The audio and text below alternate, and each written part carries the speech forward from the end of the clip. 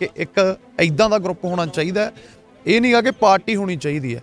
पार्टियां बहुत ने, पार्टियां नूं सवाल करने वाले बंदे चाहिए, पार्टियां तो हिसाब किताब लैण वाले बंदे चाहिए। ਅਸੀਂ ਪੰਜਾਬ ਦੀ ਗੱਲ ਕਰ ਰਹੇ ਹਾਂ। ਨੈਸ਼ਨਲ ਪਾਰਟੀਆਂ ਆਉਂਦੀਆਂ ਨੇ, ਉਹਨਾਂ ਨੇ ਸਿਰਫ ਦੇਖਣੀ ਹੁੰਦੀਆਂ ਨੇ ਸੀਟਾਂ ਵੋਟਾਂ, ਬੰਦੇ ਦੇਖਣੇ ਹੁੰਦੇ ਆ। ਸੋ ਅਸੀਂ ਗੱਲ ਕਰਾਂਗੇ ਓਵਰਆਲ ਪੰਜਾਬ ਦੀ ਤੇ ਪੰਜਾਬ ਦੇ ਏਜੰਡਿਆਂ ਦੀ। ਸਾਨੂੰ ਲੱਗਿਆ ਕਿ ਇਸ ਅੰਦੋਲਨ ਦੇ ਵਿੱਚ ਬਹੁਤ ਵੱਡਾ ਬਦਲਾਅ ਆਇਆ ਲੋਕਾਂ ਦੇ ਵਿੱਚ ਵੀ। ਜੇ ਲੋਕ ਕਣਕ ਆਟੇ ਚੌਲਾਂ ਤੇ ਲੱਗੇ ਹੋਏ ਸੀ ਤਾਂ ਲੋਕਾਂ ਨੇ ਲੀਡਰਾਂ ਨੂੰ ਸਵਾਲ ਵੀ ਕੀਤੇ ਆ। ਕਿਤੇ ਨਾ ਕਿਤੇ ਅੱਜ ਬਦਲਾਅ ਦੀ ਗੱਲ ਸ਼ੁਰੂ ਹੋਈ ਆ ਤਾਂ ਸਾਨੂੰ ਇਹ ਸਮਝਣਾ ਚਾਹੀਦਾ ਕਿ ਲੋਕ ਬਦਲੇ ਆ ਤੇ ਹੋਰ ਵੀ ਲੋਕਾਂ ਨੂੰ ਬਦਲਣਾ ਚਾਹੀਦਾ। ਪਹਿਲਾ ਮੈਨੂੰ ਲੱਗਦਾ ਕਿ ਪੰਜਾਬ 'ਚ ਜੇ ਤੁਸੀਂ ਪਿੱਛੇ ਇਤਿਹਾਸ 'ਚ ਜਾਓ ਤਾਂ ਪਹਿਲਾ ਇੱਕ ਇਹੋ ਜਿਹਾ ਗਰੁੱਪ ਜੁੜਿਆ ਜਿਸ 'ਚ ਹਰ ਇੱਕ ਵਰਗ ਦੇ ਲੋਕ ਨੇ, ਸੁਹਿਰਦ ਲੋਕ ਨੇ, ਪਾਲਿਸੀ ਮੇਕਰ ਨੇ। ਕਿਸੇ ਨੂੰ ਕੋਈ ਜ਼ੋਰ ਜ਼ਬਰਦਸਤੀ ਨਹੀਂ ਕਿ ਤੁਸੀਂ ਸਾਡੇ ਨਾਲ ਆਓ, ਕਿਉਂਕਿ ਸਰਕਾਰਾਂ ਨਾਲ ਮੱਥਾ ਲਾਉਣਾ ਕੋਈ ਖਾਲਾ ਜੀ ਦਾ ਬਾੜਾ ਤਾਂ ਹੁੰਦਾ ਨਹੀਂ। ਉਹਨਾਂ ਕੋਲ ਬਹੁਤ ਸੋਰਸ ਹੁੰਦੇ ਆ।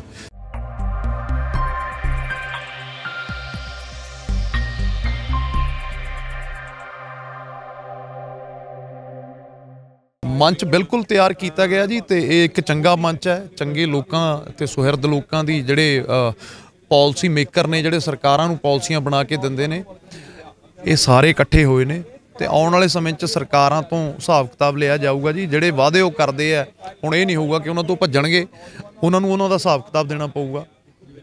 ਕਦੇ ਗੀਤ ਗਾਏ ਸੀ ਜਾਂ ਜਿੱਤ ਕੇ ਜਾਵਾਂਗੇ ਜਾਂ ਲਾਸ਼ਾਂ ਜਾਣਗੇ। ਅੱਜ ਕਿਸਾਨੀ ਅੰਦੋਲਨ ਫਤਿਹ ਹੋ ਚੁੱਕਾ ਹੈ ਤਾਂ ਕਿਸਾਨੀ ਅੰਦੋਲਨ ਦੇ ਵਿੱਚੋਂ ਸੋਸ਼ਲ ਮੀਡੀਆ ਦੇ ਉੱਪਰ ਵੀ ਲੋਕਾਂ ਦੇ ਵੱਲੋਂ ਟਿੱਪਣੀਆਂ ਕੀਤੀਆਂ ਜਾਂਦੀਆਂ ਕਿ ਇਹਦੇ ਵਿੱਚੋਂ ਜਿਵੇਂ ਕਿਸਾਨੀ ਘੋਲ ਜਿੱਤਿਆ ਗਿਆ, ਫਤਿਹ ਹੋਈ ਹੈ, ਤਾਂ ਇਹਦੇ ਵਿੱਚੋਂ ਕਿਤੇ ਨਾ ਕਿਤੇ ਇੱਕ ਰਾਜਸੀ ਧਿਰ ਪੈਦਾ ਹੋਣੀ ਚਾਹੀਦੀ ਸੀ ਜਿਹੜੀ ਪੰਜਾਬ ਦੇ ਅਸਲੀ ਮੁੱਦਿਆਂ ਦੀ ਗੱਲ ਕਰਦੀ।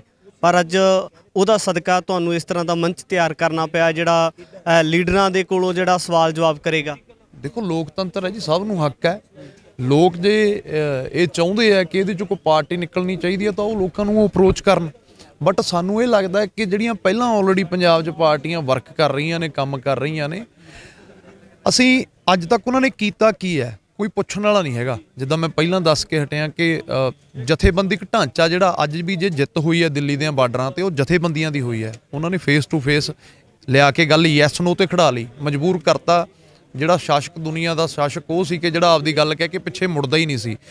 ਅੱਜ ਜੇ ਉਹਨਾਂ ਤੋਂ ਅਸੀਂ ਹਿਸਾਬ ਕਿਤਾਬ ਲੈ ਕੇ ਕਾਨੂੰਨ ਵਾਪਸ ਕਰਾ ਸਕਦੇ ਹਾਂ। ਇਹ ਪੰਜਾਬ ਹੈ, ਅਸੀਂ ਆਪਦੇ ਤੌਰ 'ਤੇ ਸਾਡੀ ਇਹ ਸੋਚ ਹੈ ਕਿ ਇੱਕ ਇੱਦਾਂ ਦਾ ਗਰੁੱਪ ਹੋਣਾ ਚਾਹੀਦਾ।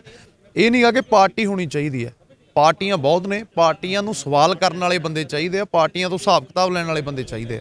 ਲੱਗਦਾ ਕਿ ਜਦੋਂ ਅਸੀਂ ਕਾਂਗਰਸ ਦੀ ਗੱਲ ਕਰਦੇ ਹਾਂ ਜਾਂ ਅਕਾਲੀਆਂ ਦਾ ਵੀ ਗੱਠ ਜੋੜਦੇ ਆ ਬੀਜੇਪੀ ਦੇ ਨਾਲ, ਤਾਂ ਜਿਹੜੀ ਕੇਂਦਰ ਦੇ ਅਧੀਨ ਹੈ, ਜਿਹੜੀ ਕੇਂਦਰ ਦੀ ਗੱਲ ਕੀਤੀ ਜਾਂਦੀ ਸੀ ਕਿ ਉਹਨੇ ਪੰਜਾਬ ਦੇ ਜਿਹੜੇ ਹੱਕੀ ਮੰਗਾਂ ਸੀ, ਪੰਜਾਬ ਦੀਆਂ ਹੱਕੀ ਮੰਗਾਂ, ਉਹ ਪੰਜਾਬੀ ਭਾਸ਼ਾ ਦੀ ਗੱਲ ਹੋਵੇ ਜਾਂ ਹੋਰ ਪਾਣੀਆਂ ਦੀ ਗੱਲ, ਕੁਦਰਤੀ ਸਰੋਤਾਂ ਦੀ ਗੱਲ ਹੋਵੇ, ਤਾਂ ਉਹਨੇ ਲਗਾਤਾਰ ਦਵਾਈਆਂ। ਕੀ ਲੱਗਦਾ ਕਿ ਜਿਹੜੀ ਦਿੱਲੀ ਦੇ ਅਧੀਨ ਪਾਰਟੀ ਚੱਲਦੀ ਹੈ ਕਿਤੇ ਨਾ ਕਿਤੇ ਉਹ ਪੰਜਾਬ ਦਾ ਭਲਾ ਕਰ ਸਕਦੀ ਹੈ, ਜਿਹਦੀ ਅਸਲ ਦੇ ਵਿੱਚ ਕਹਿ ਸਕਦੇ ਕਿ ਨਬਜੀ ਦਿੱਲੀ ਨੇ ਪਕੜੀ ਹੋਈ ਹੈ।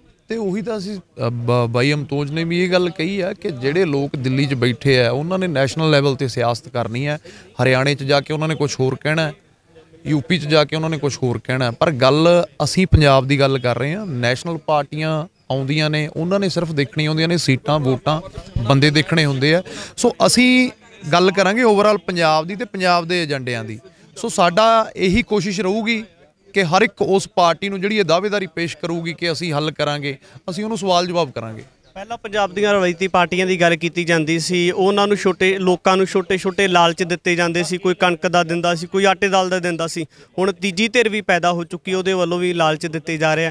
ਕੀ ਲੱਗਦਾ ਕਿ ਲੋਕਾਂ ਦੀ ਮਾਨਸਿਕਤਾ ਇੱਦਾਂ ਹੋ ਚੁੱਕੀ ਹੈ ਜਾਂ ਫਿਰ ਜਿਹੜੇ ਲੀਡਰ ਨੇ ਜਿਹੜੇ ਲੋਕਾਂ ਦੇ ਉੱਪਰ ਲਗਾਤਾਰ ਰਾਜ ਕਰਦੇ ਆਏ ਨੇ, ਜਾਂ ਉਹਨਾਂ ਨੇ ਲੋਕਾਂ ਨੂੰ ਇਸ ਤਰੀਕੇ ਦੇ ਨਾਲ ਕਿਉਂ ਕਰ ਲਿਆ? ਦੇਖੋ ਬਦਲਾਅ ਦੀ ਕਾਮਨਾ ਕਰਦੇ ਆ ਸਾਰੇ। ਸਾਨੂੰ ਲੱਗਿਆ ਕਿ ਇਸ ਅੰਦੋਲਨ ਦੇ ਵਿੱਚ ਬਹੁਤ ਵੱਡਾ ਬਦਲਾਅ ਆਇਆ ਲੋਕਾਂ ਦੇ ਵਿੱਚ ਵੀ। ਜੇ ਲੋਕ ਕਣਕ ਆਟੇ ਚੌਲਾਂ ਤੇ ਲੱਗੇ ਹੋਏ ਸੀ ਤਾਂ ਲੋਕਾਂ ਨੇ ਲੀਡਰਾਂ ਨੂੰ ਸਵਾਲ ਵੀ ਕੀਤੇ ਆ। ਈਵਨ ਕਿ ਇੰਨਾ ਇੱਕ ਗੁੱਸਾ ਆਇਆ, ਉਸ ਵਿੱਚ ਜਾਣਾ ਨਹੀਂ ਚਾਹੀਦਾ, ਲੀਡਰਾਂ ਦੇ ਕੱਪੜੇ ਵੀ ਪਾਟੇ ਆ।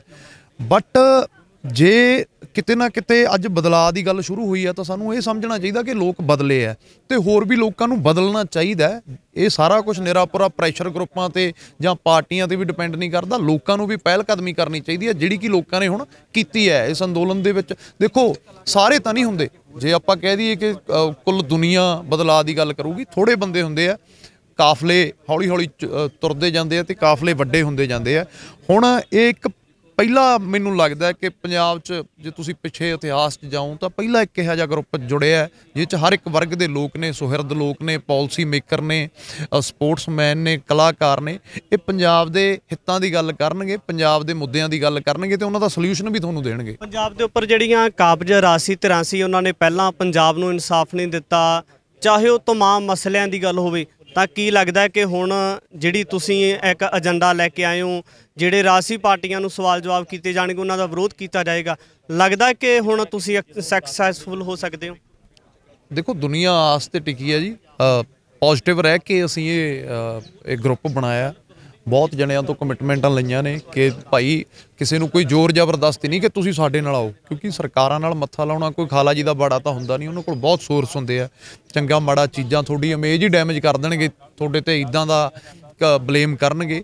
ਬਟ ਫਿਰ ਵੀ ਮੈਨੂੰ ਲੱਗਦਾ ਇਹ ਲੋਕ ਨੇ, ਇਹ ਗੱਲ ਕਰਨਗੇ, ਇਹ ਮੁੱਦਿਆਂ ਤੇ ਲਿਆ ਕੇ ਫੇਸ ਟੂ ਫੇਸ ਉਹਨਾਂ ਨੂੰ ਸਵਾਲ ਕਰਨਗੇ। ਤੇ ਵੱਡੀ ਗੱਲ ਇਹ ਹੈ ਕਿ ਅੱਜ ਤਾਂ ਇਹ ਪ੍ਰੈਸ ਕਾਨਫਰੰਸ ਹੈ, ਕੱਲ੍ਹ ਨੂੰ ਇਹ ਕਾਫਲੇ ਰੈਲੀਆਂ ਦੇ ਰੂਪ 'ਚ ਵੀ ਜਾਣਗੇ। ਲੋਕਾਂ ਤੋਂ ਸੁਝਾਅ ਲਿਆ ਜਾਊਗਾ ਕਿ ਤੁਸੀਂ ਕੀ ਚਾਹੁੰਦੇ ਹੋ, ਸਾਡੇ ਨਾਲ ਜੁੜਦੇ ਹੋ। ਇਹ ਨਹੀਂਗਾ ਕਿ ਅਸੀਂ ਕੋਈ ਅੱਗੇ ਆਉਣ ਵਾਲੇ ਸਮੇਂ 'ਚ ਕਿਸੇ ਨੂੰ ਟਾਰਗੇਟ ਕਰਕੇ ਹੀ ਇੱਕ ਪਾਰਟੀ ਨੂੰ ਜਾਂ ਦੂਜੀ ਪਾਰਟੀ ਨੂੰ, ਅਸੀਂ ਪਬਲਿਕ ਦੀ ਗੱਲ ਕਰਾਂਗੇ, ਲੋਕਾਂ ਦੀ ਗੱਲ ਕਰਾਂਗੇ। ਬਹੁਤ ਮਿਹਰਬਾਨੀ। ਜੂਝ ਦਾ ਪੰਜਾਬ ਮੰਚ ਤਿਆਰ ਕੀਤਾ ਗਿਆ, ਤਾਂ ਕੀ ਲੱਗਦਾ ਕਿ ਜਿਹੜੀਆਂ ਰਵਾਇਤੀ ਪਾਰਟੀਆਂ ਜਿਨ੍ਹਾਂ ਨੇ ਲਗਾਤਾਰ ਪੰਜਾਬ ਦੇ ਨਾਲ ਹਰ ਵਾਰ ਪੰਜਾਬ ਨੂੰ ਗੁੰਮਰਾਹਕੁਨ ਪ੍ਰਚਾਰ ਕਰਕੇ ਗੁੰਮਰਾਹ ਕੀਤਾ ਹੈ, ਕਿ ਆਉਣ ਵਾਲੇ ਸਮੇਂ ਦੇ ਵਿੱਚ ਵੀ ਜਿਹੜਾ ਪੰਜਾਬ ਦੀ ਰਾਜਨੀਤੀ ਦੇ ਵਿੱਚ ਬਦਲਾਅ ਆ ਸਕਦਾ, ਕਿ ਜਿਹੜੇ ਪੰਜਾਬ ਦੇ ਕੁਦਰਤੀ ਸਰੋਤਾਂ ਦੀ ਗੱਲ ਹੋਣੀ ਚਾਹੀਦੀ ਸੀ ਕਿ ਉਹ ਗੱਲ ਹੋਵੇਗੀ? ਆਉਣ ਵਾਲੇ ਸਮੇਂ ਦੇ ਵਿੱਚ ਵੀ ਇਸ ਤਰ੍ਹਾਂ ਦੀਆਂ ਤਮਾਮ ਸ਼ਖਸੀਅਤਾਂ ਦੇ ਨਾਲ ਗੱਲਬਾਤ ਲੈ ਕੇ ਹਾਜ਼ਰ ਹੋਵਾਂਗਾ। ਧੰਨਵਾਦ। ਵਾਹਿਗੁਰੂ ਜੀ ਕਾ ਖਾਲਸਾ, ਵਾਹਿਗੁਰੂ ਜੀ ਕੀ ਫਤਿਹ।